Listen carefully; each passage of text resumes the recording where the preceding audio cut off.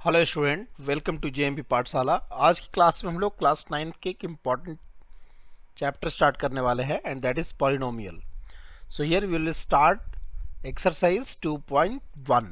सो polynomial के जो basic concept है उसको ऑलरेडी हम लोगों ने डिस्कस कर लिया है और उस वीडियो का लिंक यहाँ पे आई बटन और डिस्क्रिप्शन में मैं शेयर कर दूंगा, तो वहां से आप उसको पढ़ सकते हैं।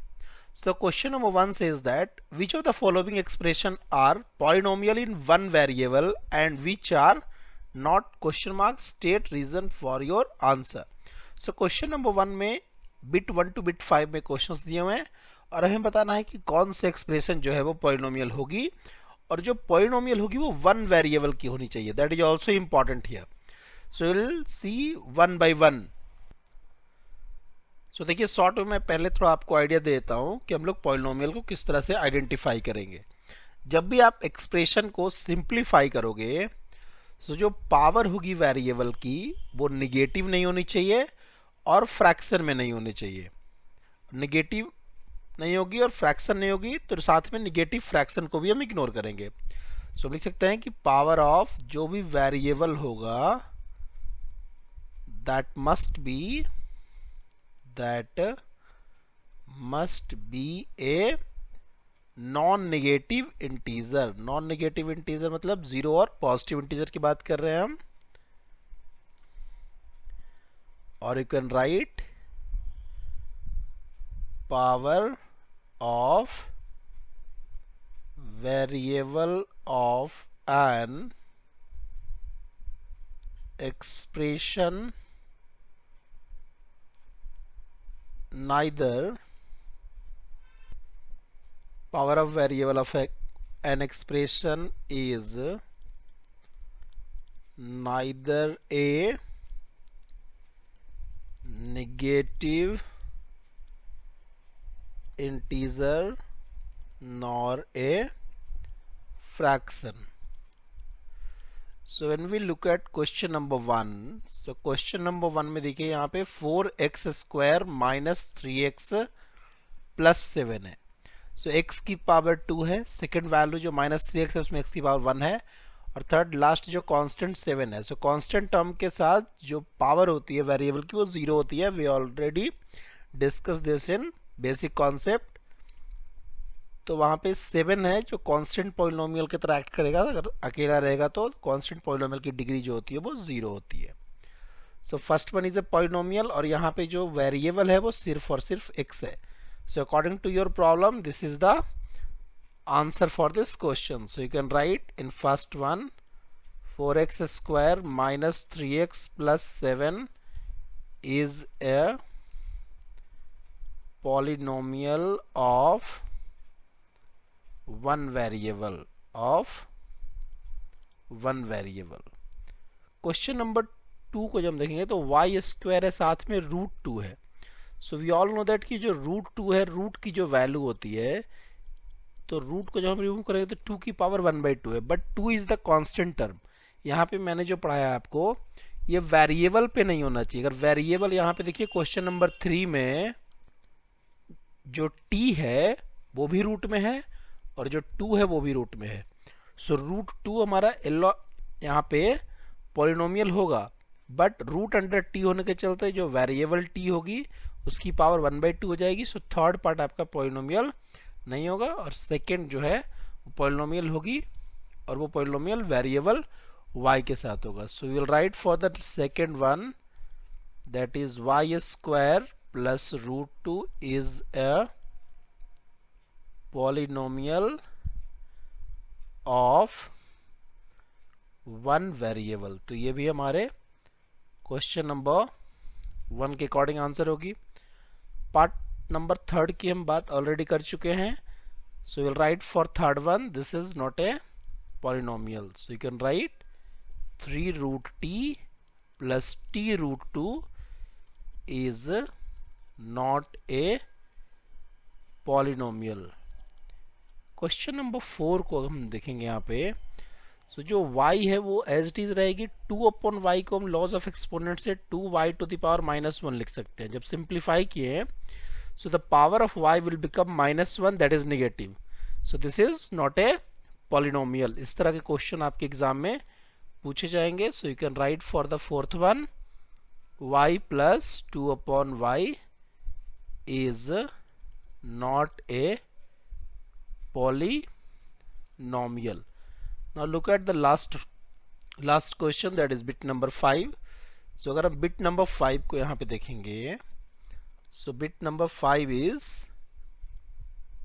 x to the power 10, देखिए यहाँ पे मेंशन कर लेते हैं पहले क्वेश्चन को, plus y to the power 3 plus t to the power 50.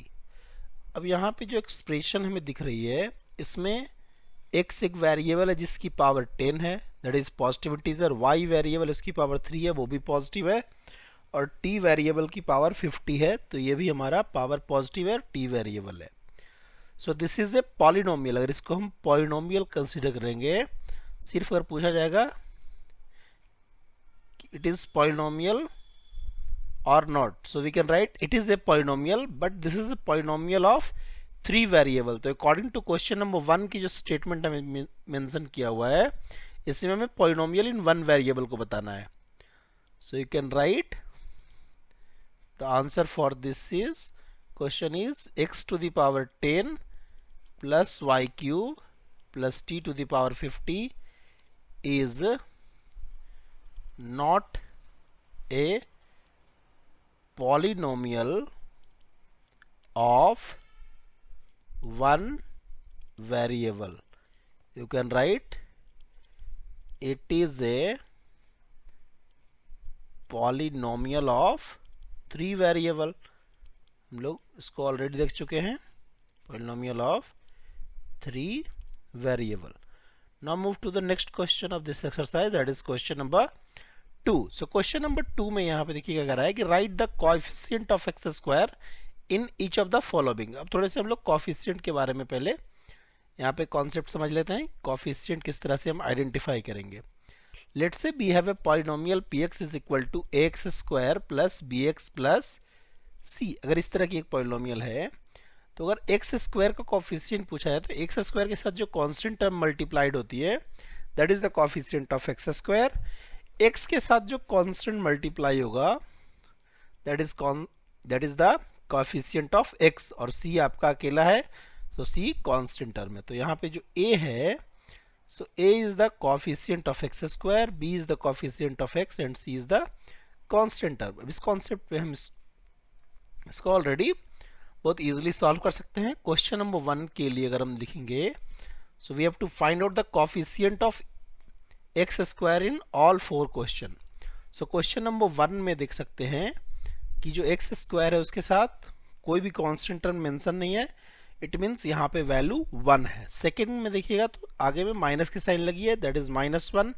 For third it is π/2, और फोर्थ वन में यहाँ पे x स्क्वायर का टर्म अवेलेबल नहीं है. तो अगर अवेलेबल नहीं है, so we can write this value as 0 times x square plus √2 times x -1. तो देखिएगा कि जब कहीं पे भी कोई भी वेरिएबल अवेलेबल नहीं और उसका कोएफिशिएंट पूछा जाएगा, तो उसकी कोएफिशिएंट 0 होगी. सो you can right the coefficient of x square is, for first one this is +1. Second के लिए अगर लिखेंगे, so the coefficient of x square is -1. for third one the coefficient of x square is π/2. अब पाई को आप यहाँ पे 22/7 में ब्रेक नहीं करोगे, आपको आंसर में एज इट इज π/2 मेंशन करनी है. And for fourth one the coefficient of x square is 0. Now move to the next question, that is question number 3. So in question number 3 we have to give example for a binomial of degree 35 or monomial of degree 100.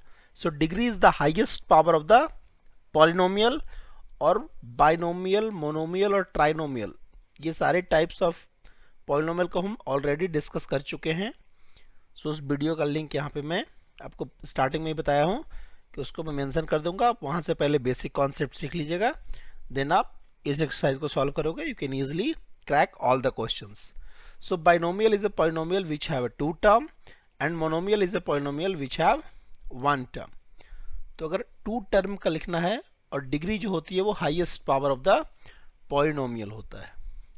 तो अगर मैं यहाँ पे degree 35 बनाऊं और 2 term चाहिए, so we can write x to the power 35 और यहाँ पे अगर मैं -1 कर दूं तो इसमें क्या है 2 टर्म भी हो गए और x की हाईएस्ट पावर जो है वेरिएबल की वो 35 हो गई, that is degree is 35. So we can write px is equal to x to the power 35 - 1 is a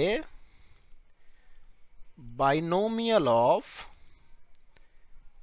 degree 35 और मोनोमियल ऑफ डिग्री 100 लिखना है.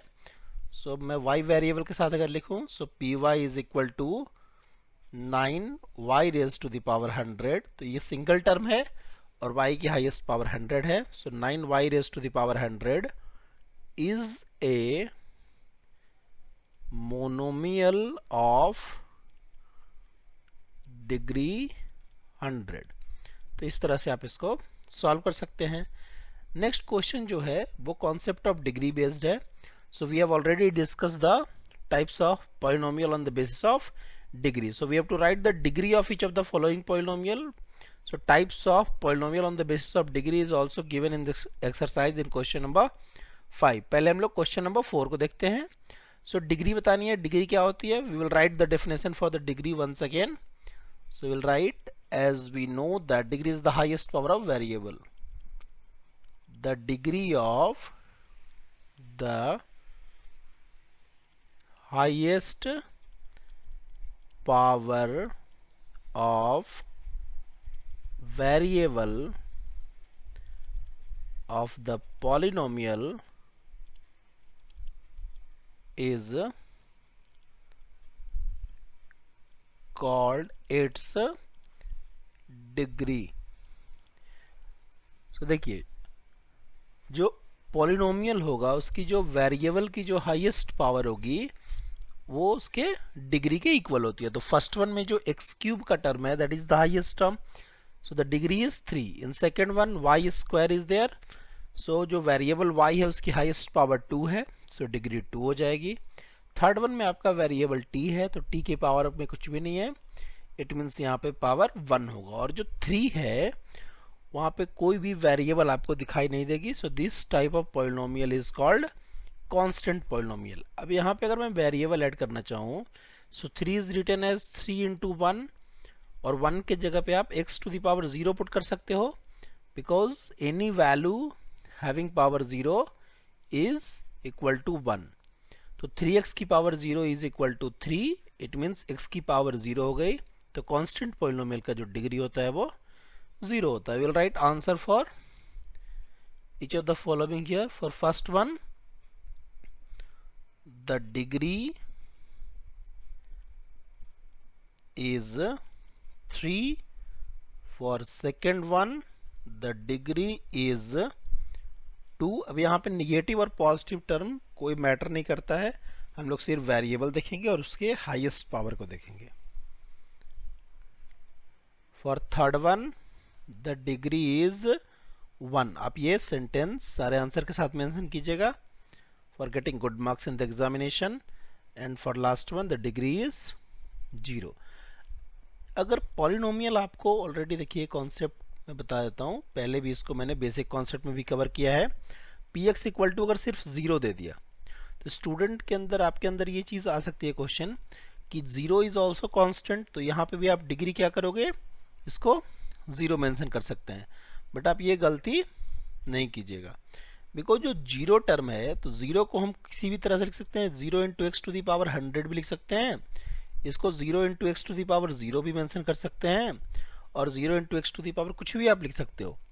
तो अगर 0 यहाँ पे जो टर्म है तो x की जो पावर है वो मैटर नहीं कर पाएगी. So this type of polynomial is called 0 polynomial. जो पॉलिनोमियल है px इज इक्वल टू 0, इसको हम बोलते हैं 0 पॉलिनोमियल. और अगर 0 पॉलिनोमियल की हम डिग्री की बात करेंगे, so the degree of 0 polynomial is not defined. ये इंपॉर्टेंट क्वेश्चन है, 1 मार्क्स में पूछा जाता है। Now move to the last question of this exercise. So in the last question we have to classify whether the given polynomial is linear, quadratic and cubic। तो linear वैसे polynomial को बोलते हैं जिसकी डिग्री 1 हो, यानी कि जो वेरिएबल होगी उसकी हाईएस्ट पावर 1 हो। फॉर क्वाड्रेटिक जो हाईएस्ट पावर होनी चाहिए वो 2 होनी चाहिए। क्यूबिक के लिए अगर डिग्री 3 होगी तो वो आपका क्यूबिक पॉलिनोमियल हो जाएगा। सो हम लोग 1 बाई 1 देखते हैं। फर्स्ट क्वेश्चन देखिए, X square plus X is there, यानी कि जो डिग्री होगी वो 2 होगी, बिकॉज जो वेरिएबल एक्स है उसकी हाईएस्ट पावर 2 है। तो अगर 2 होगी इट मीन्स ये क्वाड्रेटिक होगा। सो will write the answer for first one. This is can write solution quadratic. अगर डिग्री 4 होता है तो उसको हम लोग बाई क्वाड्रेटिक बोलते हैं। एनसीईआरटी में ये मेंशन नहीं है, साइड बुक जब आप लगाओगे वहां पे वो चीज आपको दिखेगी। क्वेश्चन नंबर 2 के साथ x minus X cube is there, so this is cubic polynomial. For third one y square is there, तो वेरिएबल x की हो या y की हो, जो अगर हाईएस्ट पावर 2 है तो वो क्वाड्रेटिक पॉलिनोमियल होगा। For number 4 1 plus X is there, so the highest power of x variable is 1, so this is linear। for fifth one 3t is there, तो t की पावर क्या है 1 है, so जो फिफ्थ है वो भी आपकी लीनियर पॉलिनोमियल होगी। for sixth r square is there, so this is quadratic। 7 x cube is there, तो अगर x की पावर 3 है, अगर ये टाइप आपको नंबर ऑफ टर्म के अकॉर्डिंग पूछा जाएगा तो 7x क्यूब इज मोनोमियल, क्योंकि सिंगल टर्म है। r square is monomial, 3t is monomial, 1 plus t is binomial, but यहाँ पे हमें डिग्री के अकॉर्डिंग बताना है। So the last one 7th one is cubic. अब आप इस तरह से आंसर मेंशन कर सकते हो। आप चाहो तो क्वाड्रेटिक के बाद इसमें पॉलिनोमियल भी ऐड कर सकते हैं, तो ये सारे में आप ऐड कर सकते हो if you want to add. अगर आप डायरेक्ट लिखोगे तब भी आपको फुल में फुल मार्क्स मिलेंगे, don't worry. So I hope you enjoyed this video कैसा लगा? पूरी की पूरी एक्सरसाइज हम लोगों ने कवर किया क्लास 9th का एक्सरसाइज 2.1। नेक्स्ट वीडियोस में हम लोग एक्सरसाइज 2.2 को कवर करेंगे एंड 1 बाई 1 हम लोग इसको आगे भी देखते चलेंगे। सारे चैप्टर्स को यहाँ पे कवर किया जाएगा। सो अगर इसमें कोई भी तरह का आपको डाउट आता है तो उसको आप कमेंट बॉक्स में कमेंट कर दीजिएगा। I will try to resolve your doubt in the comment box there, and don't forget to like, share and subscribe my channel. All the very best for your future. See you in the next video. Thank you.